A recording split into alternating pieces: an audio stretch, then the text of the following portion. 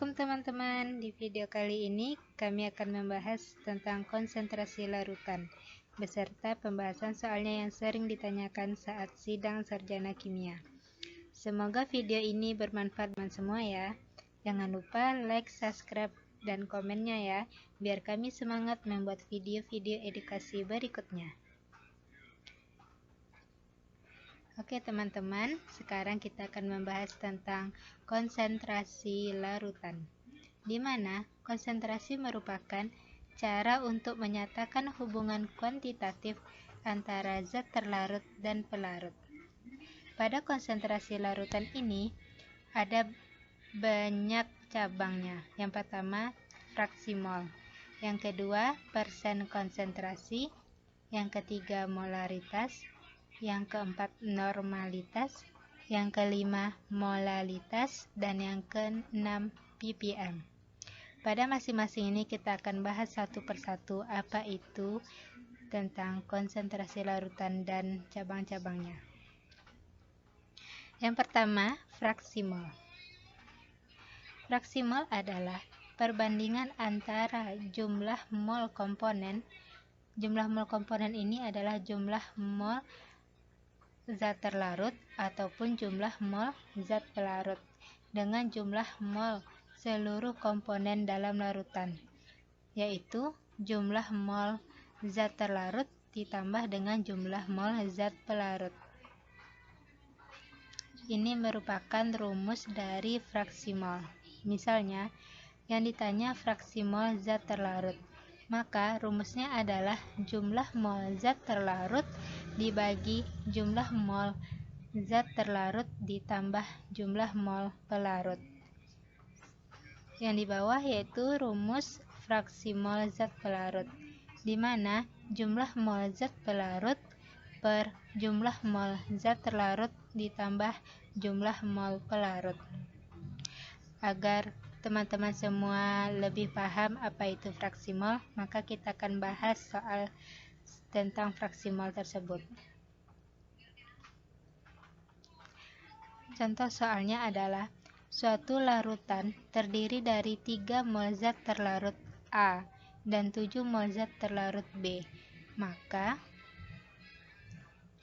dalam penyelesaian ini kita harus menyelesaikan masing-masing rumus fraksi mol tersebut, di mana fraksi mol zat terlarut adalah XA, di mana rumusnya jumlah mol zat terlarut A per jumlah mol zat terlarut ditambah jumlah mol pelarut, di mana pada rumus ini diketahui bahwa 3 per 3 tambah 7 sama dengan 0,3. Jadi, fraksi mol zat terlarutnya adalah 0,3. Selanjutnya, kita akan membahas tentang fraksi mol zat pelarutnya.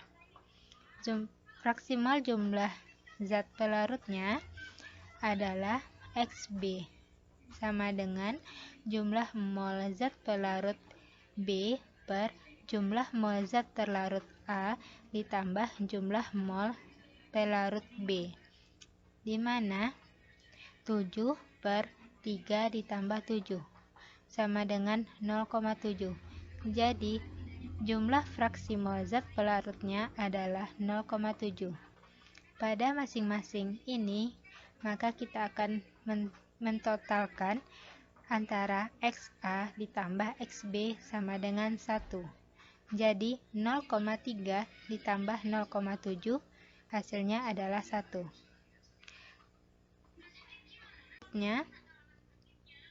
Kita membahas tentang persen konsentrasi. Pada persen konsentrasi ini banyak rumus dari beberapa persen konsentrasi. Yang pertama, persen berat, persen W per W. Pada persen berat ini yang diketahui adalah persen zat terlarut. Jadi, jika teman-teman mendapatkan soal tentang persen berat, maka persen itu adalah persen zat terlarut. Persen zat terlarut sama dengan berat zat terlarut per berat larutan dikali 100%. Yang kedua, persen volume, persen V per V, di mana rumusnya adalah volume zat terlarut per volume larutan dikali 100%.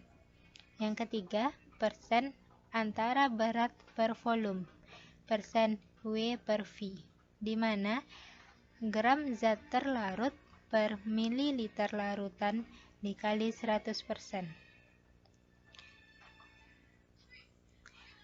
Contoh persen konsentrasi ini misalnya larutan gula 5% dalam air. Bagaimana penyelesaiannya? Di sini dalam 100 gram larutan terdapat gula 5/100 dikali 100%. Jadi, persen zat terlarut atau persen berat dalam larutan gula adalah 5 gram. Sedangkan persen volume terlarutnya atau persen zat pelarutnya sama dengan 100 dikurang 5, yaitu 95 gram. Jadi, persen zat terlarutnya 5 gram, sedangkan persen zat pelarutnya adalah 95 gram. Selanjutnya, ppm dan ppb. Pada kesempatan ini, kita akan membahas apa itu ppm dan apa itu ppb. Bila larutan sangat encer, digunakan satuan konsentrasinya adalah ppm. Dan ppb yaitu bagian per miliar atau 10⁻⁹. 1 ppm sama dengan 1 mg per kilogram atau 1 ml per liter. Pada contoh di sini, 1 kg sampel kacang tanah dianalisa untuk mengetahui kandungan cemaran logam berat Pb. Dari hasil analisa, contoh sampel mengandung 5 gram Pb. Berapa konsentrasi logam Pb dalam ppm? Konsentrasi Pb adalah 5 gram per 1 kilogram, sama dengan 5000 mg per 1 kg, sama dengan 5000 ppm. Jadi, konsentrasi logam Pb dalam ppm yaitu 5000 ppm. Kita harus mengkonversinya 5 gram menjadi 5000 mg, dan hasilnya adalah 5000 ppm. Selanjutnya, molalitas. Molalitas adalah mol zat terlarut dalam 1000 gram pelarut. Rumusnya, jumlah mol zat terlarut per kilogram zat pelarut. Contohnya, hitunglah molalitas 4 gram NaOH, MR-nya 40, dalam 500 gram air. Di mana rumus dari molalitas NaOH adalah jumlah mol zat terlarut per kilogram pelarut. Dari jumlah mol ini, maka rumus mol adalah gram per mr, jadi 4 gram NaOH per 40 dibagi 500 gram air.